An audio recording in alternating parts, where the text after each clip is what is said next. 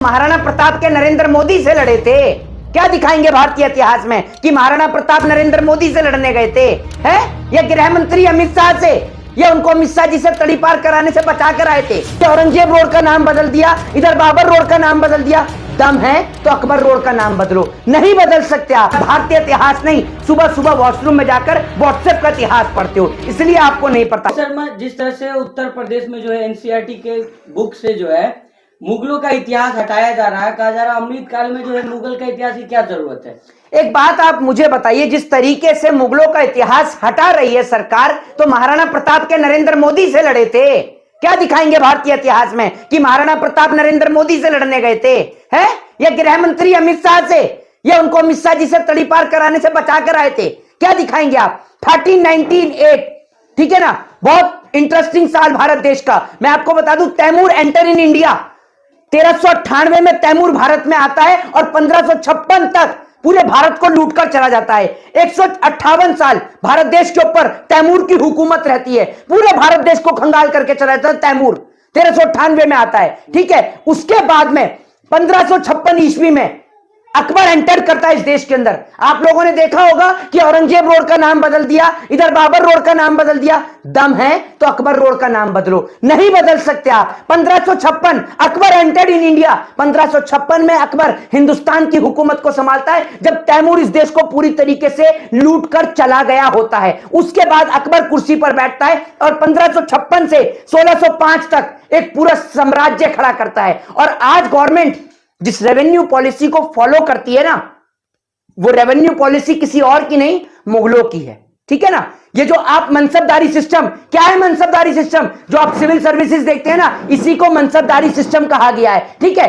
जिस तरीके से राम ने रावण का वध किया, तो राम और रावण दोनों को पढ़ाया जाता है ना, तो आप कैसे बताएंगे अपने बच्चों को कि who is this Maharana Pratap? तो ये मुगलों को नहीं मिटाया जा रहा, ये महाराणा प्रताप के इतिहास को मिटाने की कोशिश की जा रही है। नहीं, महानता, मुगलों की महानता को पढ़ाया जाता है। अरे भैया, एक बात आप मुझे बताइए, तो ताजमहल किसने बनाया? ताजमहल किसने बनाया?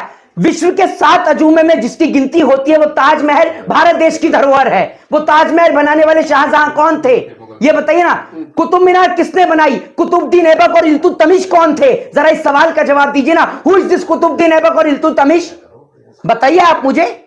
तो आप जिन मुगलों की बात कर रहे हैं भैया, इन्होंने इस देश के ऊपर अगर राज किया, और आपको बता दूं कि जब 1398 में तैमूर इस देश पर कब्जा करके सारा कुछ लूट के चला गया, 1556 में Akbar entered in India, Akbar Bharat की कुर्सी पर बैठता है। उसके बाद में मैं आपको बता दूं, जिन मुगलों की आप बात करते हो, इनके पास इतनी पावर थी, इतना बड़ा सिस्टम था कि कोई विदेशी अंग्रेजी अफसर इनके शासनकाल के दौरान भारत देश के ऊपर कब्जा नहीं कर पाया। और आप एक सवाल खड़ा करते हैं इंडियन हिस्ट्री में, ये फेसबुकिया नेता जितने भी हैं ना, ये फेसबुकिया नेता अपने फेसबुक पर ही रहे, जो मुगलों के बारे में जो लिखते हैं कि औरंगजेब ने भारत देश के मंदिरों को तोड़ा। बिल्कुल सही आप लिखते हैं। फेसबुक से जितना आपको ज्ञान दिया गया वो आपने लिखा। मैं मानता हूं कि औरंगजेब ने भारत देश के मंदिरों को तोड़ा, लेकिन आपने शायद ये नहीं पढ़ा होगा कि औरंगजेब ने भारत देश की मस्जिदों को भी तोड़ा। या अब ये सुनकर सारे अंधभक्तों के कान फट गए होंगे कि कहां लिखा है, कहां लिखा। मैं बताता हूं आपको, क्योंकि आप भारतीय इतिहास नहीं, सुबह सुबह वॉशरूम में जाकर व्हाट्सएप का इतिहास पढ़ते हो, इसलिए आपको नहीं पता। सबसे पहले औरंगजेब ने गोलकोंडा की मस्जिद को तोड़ा, और वो तोड़ने के पीछे कारण यह था कि वहां का नवाब कर नहीं दे रहा था। और यह बात पता चलती है औरंगजेब को कि सारे का सारा पैसा उन्होंने छिपा के जो रख रखा है, वो मस्जिद के नीचे छिपा रखा है। इसी कारण से औरंगजेब गोलकोंडा की मस्जिद को गिरा देता है। तो इसलिए आप प्रॉपरली इंडियन हिस्ट्री को रीड करिए। आप जिस तरीके से मुगलों का इतिहास मिटा रहे हो, कैसे बताओगे बच्चों को कि विश्व का 7वां अजूबा ताजमहल किसने बनाया? लाल किला किसने बनाया? Who is this Qutubuddin Aibak Iltutmish? कौन है ये लोग? बताइए ना आप मुझे। अरे तो अपनी गौरव गाथा बताया जाएगा ना भाई। गौरव गाथा में जब गौरव गाथा की बात आती है तो आता है कि महाराणा प्रताप ने किससे लड़ाई लड़ी? मुगलों से लड़ाई लड़ी। एक बात आप मुझे बताइए, महाराणा प्रताप के नरेंद्र मोदी से लड़े थे? भाई लड़े तो मुगलों से थे था। तो आप अगर मुगलों का इतिहास, अब एक बात मुझे बताइए, नहीं राम, सुन लीजिए, राम ने रावण का वध किया, ठीक है। तो राम और रावण दोनों को पढ़ाया जाता है। तो भैया मुगलों के जब आप इतिहास को पढ़ेंगे तभी तो महाराणा प्रताप के बारे में पता चलेगा। महानता के बारे में बताई जाती है ना, उनको बहुत बताया जाता है कि ज्यादा ताकत। भाई साहब जब मुगल इस देश से गए, ठीक है, उसके बाद में कभी पढ़ के देखिएगा इंडियन हिस्ट्री के अंदर नादिर शाह के बारे में, तब आपको पता चलेगा नादिर शाह का फरमान। कभी पढ़कर तो देखिए, एक बार पढ़िएगा नादिर शाह का फरमान क्या था। जिन मुगलों की आप बात करते हैं ना, नादिर शाह का फरमान पढ़ के देखिएगा, सारा बुखार ठंडा हो जाएगा। आप जिन मुगलों की आप बात करते हो, ठीक है, सिलेबस से जैसे ही मुगलों का इतिहास हटाने की बात हुई, वैसे ही आप लोगों को पेट में दर्द होने लगा। नहीं जनाब, मेरे पेट में कोई दर्द कोई तकलीफ नहीं है। आप इंडियन हिस्ट्री को रीड करिए ना, मैं आपको एक लॉजिकली तथ्य भरा एक जवाब दे रहा हूं कि 1398 में तैमूर आता है, भारत देश को लूटकर चला जाता है। 15वीं ईस्वी के अंदर जो है वो अकबर इस देश की कुर्सी पर बैठता है। आपको बता दूं कि 1556 के अंदर अकबर इस देश की कुर्सी पर बैठता है और भारत को वापस से खड़ा करता है, पूरा एक साम्राज्य खड़ा करता है। तो आप कैसे कह सकते हैं भाई 1398 में तो लूट के चला गया तैमूर, उसके बाद अकबर ने आके पूरा साम्राज्य खड़ा किया। लूटा नहीं देश को, ठीक है, लूटने वाला तैमूर था। कभी पढ़ के देखिए नादिर शाह फरमान, पता चल जाएगा आपको कौन थे लोग। इनके बारे में नहीं बोलती सरकार, चुप हो जाती है, गूंगी हो जाती है, क्योंकि पढ़े लिखे नहीं है। भैया ये फेसबुकिया, हाँ जी, राजपूतों का इतिहास पढ़ाइए। एक बात आप मुझे बताइए, मेरी बात सुनिए। पहली बात तो ये कि इस देश के अंदर लोगों को डिवाइड करना बंद करिए, कि क्षत्रियों का इतिहास पढ़ाइए, कि इतिहास पढ़ाइए ब्राह्मणों का, पढ़ाइए दलितों का, पढ़ाइए देशों नहीं।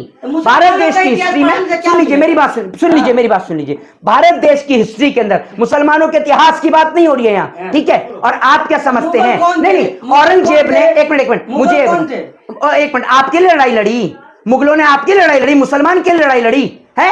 कौन थे? बताइए, चलिए एक मिनट, कैलाश मानसरोवर देने वाला कौन है? बताइए कौन है? कौन है कैलाश मानसरोवर देने वाला? औरंगजेब है भैया, बताइए ना।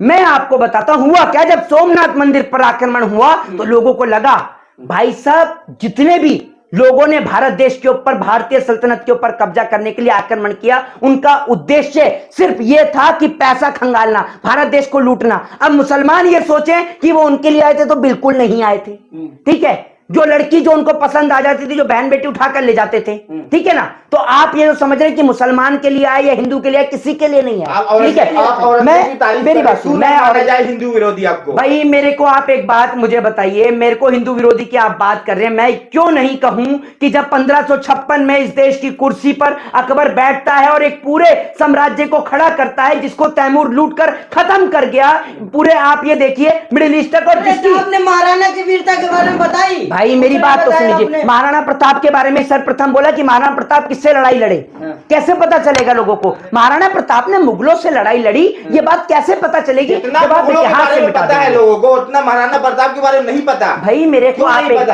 किस कैसे नहीं पता? पूरा विश्व जानता है महाराणा प्रताप की गौरव गाथा। और चले जाइए महाराष्ट्र और चले जाइए भारत के कोने कोने में, पूरा विश्व जानता है महाराणा प्रताप की गौरव गाथा। महाराणा प्रताप की गौरव गाथा आपको नहीं पता? कौन थे महाराणा प्रताप? सबको पता है महाराणा प्रताप। और सुन लीजिए, के बारे में जानता है बच्चा बच्चा मराठा को भी जानता है। अरे भैया बच्चा मराठाओं के बारे में भी जानता है, समझे ना? हाँ।